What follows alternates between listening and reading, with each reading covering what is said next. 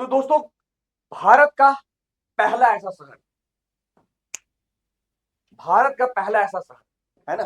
आप सोचो कि म्यूजिकल रोड है, यानी आप सफर कर रहे हो और म्यूजिक बज रहा है, तो गाड़ी बस में तो समझ में आता है, कार में समझ में आता है, रोड में क्यों ऐसा किया गया, आइए समझते हैं, देखते हैं कि दोस्तों आप समझना कि इस अनूठी परियोजना की शुरुआत भारत में पहली बार मुंबई ने छत्रपति संभाजी महाराज तटीय सड़क पर शुरू की है। तटीय सड़क मतलब क्या समझना कि सर, सुरंग से बाहर निकलते ही यात्री 500 मीटर लंबी संगीतमय सड़क पर प्रवेश करेंगे, जिसे नरीमन पॉइंट और वर्ली के बीच भीतर उत्तर की ओर जाने वाले मार्ग पर डेवलप किया गया है।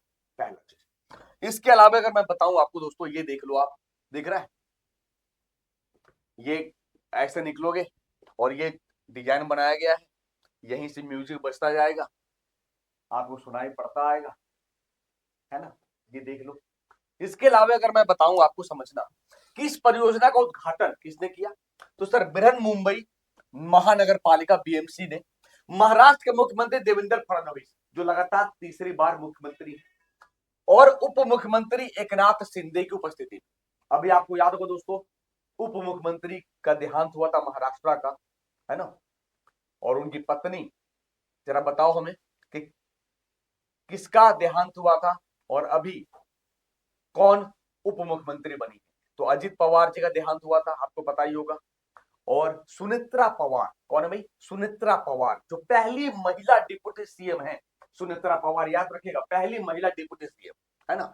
इसे सड़क सुरक्षा के साथ साथ ड्राइविंग अनुभव को रोचक बनाने के लिए ऐसा किया जा रहा है। मानना है कि लोग निकलते हैं तो थोड़ा बोरिंग होता है, बोरिंग होता है, तो जैसे जैसे चक्का चलेगा वैसे वैसे म्यूजिक आपको सुनाई पड़ेगा।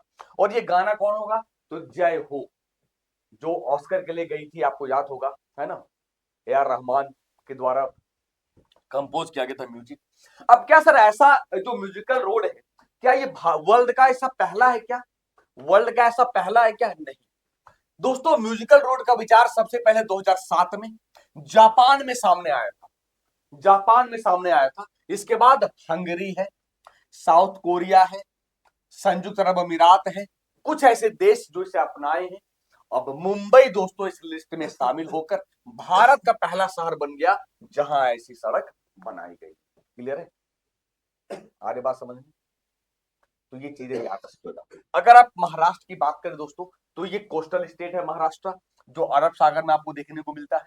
महाराष्ट्र की सीमा किससे किससे लगती है दोस्तों, तो महाराष्ट्र की सीमा सर सबसे पहले गोवा से लगेगा एक, है ना, इसके बाद कर्नाटक से लगेगा दो, इसके बाद तेलंगाना से लगेगा चार, इसके बाद छत्तीसगढ़ से लगेगा पांच, इसके बाद मध्य प्रदेश से लगेगा छह, छह है क्या, इसके बाद गुजरात, है ना। तो महाराष्ट्र का एक, दो, तीन, चार, पांच, छह, और दादर नगर हवेली दमन, याद रहेगा। अगर मैं बात करूं महाराष्ट्र की दोस्तों, तो 1 मई 1960 को अलग हुआ बंबई से गुजरात और महाराष्ट्र, इसलिए 1 मई को स्थापना दिवस मनाते हैं।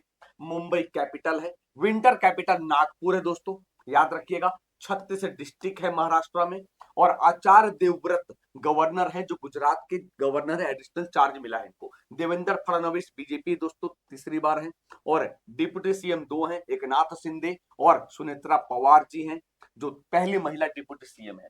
महाराष्ट्र विधान परिषद है दोस्तों, विधान परिषद 78 सीट है। विधानसभा की बात करें तो 288 सीट है विधानसभा का, बच्चों याद रखिएगा।